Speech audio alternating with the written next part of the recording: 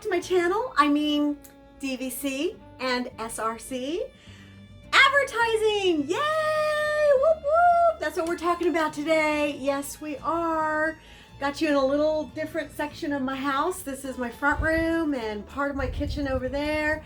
Anyway, welcome back, and you survived the first week of college classes. Congrats.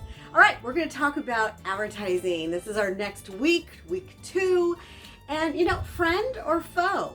Do you hate advertising? Do you love advertising? Is it a love-hate relationship, or is it like frenemies? For me, it's all of the above. I love it. Sometimes I hate it. And, but the truth is, we all need it. It's like a symbiotic relationship that we have with advertising.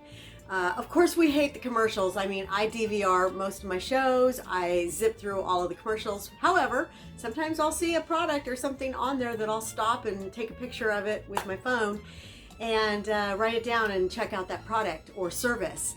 But, you know, sometimes, you know, on the radio, we hate to listen to them. There's some commercials on radio and TV that I absolutely hate.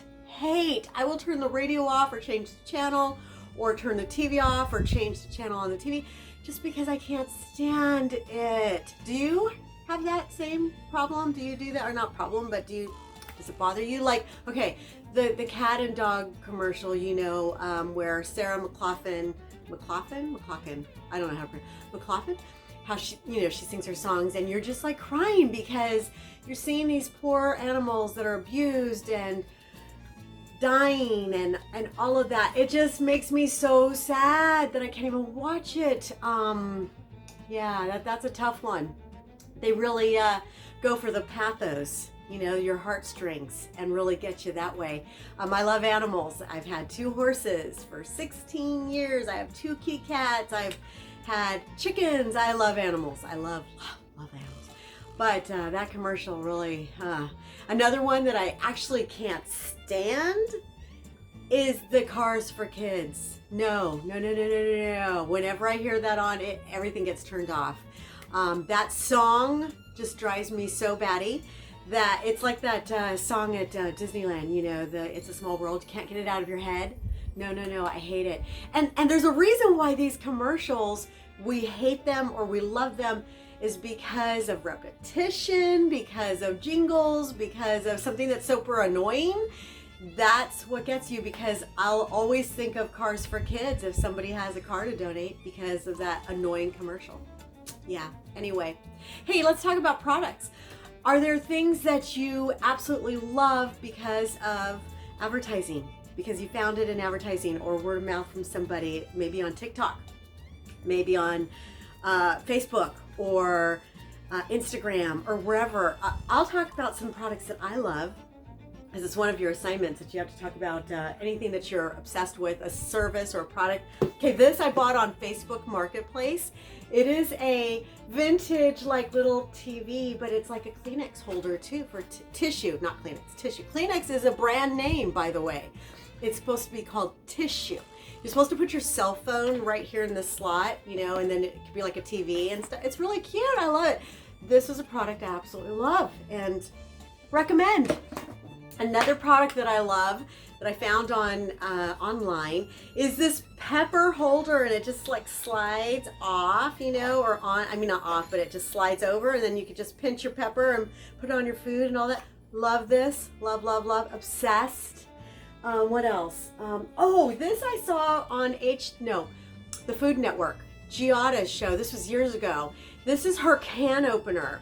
And I don't really like all the recipes that she makes and stuff and promotes, but because I'm not really a cook, but I order out. But I love this can opener. It is one of the best ones ever. I recommended it to my friends and family. This one lady that bought it, she broke hers, and I'm like, what were you opening?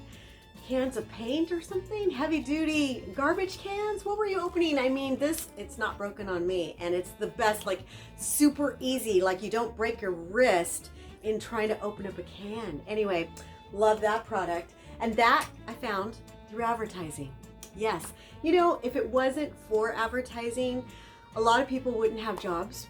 A lot of companies would close down because they can't get the product out, they can't get the knowledge out, the information out, or the services. And we're talking even nonprofit. Like even DVC, this is advertising. Yes, it's telling you, go to DVC, take your classes there. So advertising has pros and cons to it. There's the dark side also, of course, to advertising, where there is unethical advertising that takes place. Maybe racist advertising, maybe even criminal. So you're going to have to do in one of your assignments some digging and some research on some of those unethical advertisings, maybe on TV or radio, that had to get pulled, that maybe got sued, that maybe got prosecuted and had to pay hundreds and thousands in fines for the damage that they did. Even claims, you know, you go to McDonald's or you see on TV this beautiful hamburger that looks so amazing, and then when you get it from drive-thru, it does not look like that. Is that false advertising? What is it? I don't know. I do know. And you're going to find out too in this chapter of advertising. You know, if it isn't for advertising, like even for TV shows, this was one of my magazines from the past that I sold, Delta Living magazine. I have this one ad in here that's actually, I'm going to just show this to you right here, this purple one. And it's basically an advertorial. So what's an advertorial? It's like an ad, it looks like an article, but it's not. And it has to say at the top somewhere to the reader that it is an advertorial, which is basically the cross between an ad and an editorial. But it lets the reader know that that was paid. So most everything written in that article or that advertorial is basically one-sided. So you're not going to get the full truth, like maybe there's complaints about the company, who knows. But an advertorial must be clearly written on the top that says it's an advertorial, which lets you know it's paid and biased. Okay? I'm going to put my glasses back on because I got to check out my cheat sheet here, make sure I got everything. I think I did. But anyway, talking about advertising, it's around everywhere you go. You can't avoid it. But what does that have to do with mass media communication? Well, what we learned in our first chapter, our first week actually, is that mass media communication has everything and anything to do with something that is produced electronically. So we know that advertising is either print or TV, radio, film, billboards, all of that has been produced electronically.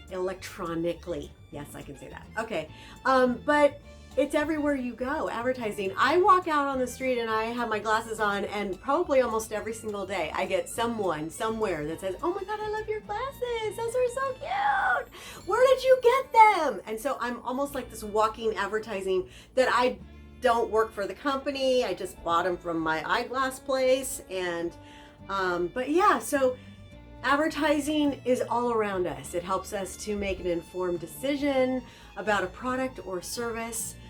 Whether it's a corporation or a nonprofit, it helps us make a better decision. But anyway, that's it. I will have a extra credit advertising project for you to do if you want. You don't have to do it. It is not required. It's not mandatory, but I'll look for that in your assignment modules. All right, that's it on advertising. Hope you have a great advertised day. All right, talk to you later, and I'll see you in the next video.